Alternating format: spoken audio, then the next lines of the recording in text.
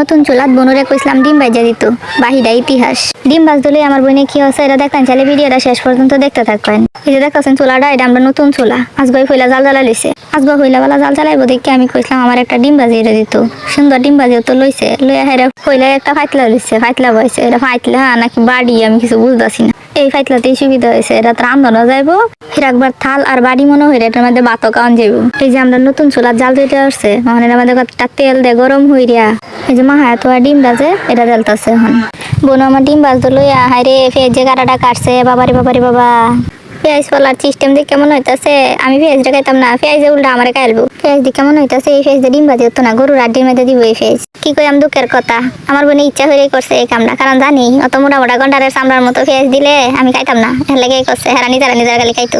একটু পরে পরে এই ফিট হে ফিট উল্টা দিত লইয়া করে ফাইতলা ফাইতলা হালাই দিতেছে। যখন ভূমিকম্প শুরু হয়েছে আমার বোনের, কোন সময় গালি গালি বাজ্যে হাইরে হরে খালি খাইবো, কামনে লেগে করে বেউস হয়েছে। নাকি হাতলা ভাঙ গেলবো নাকি চুলা ভাঙ গেলবো বুঝতেছি না কিছু।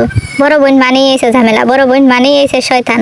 কার কার আমার বড় বোনের মতো ডাইনি বড় বোন আছে, আপনারা এই বজ্জাত বড় বোনদের কাছে শেয়ার হইয়া দিন ভিডিওটা। বড় বোন মানেই ডাইনি আর ছোট বোন মানেই এসে সুসা। সারাদিন এই খালি চুট্টায় খায়, এইটা খায় এটা খায়, আর দাঁতে মনে হয় সারাদিন খালি নাজুবিল্লা জফে।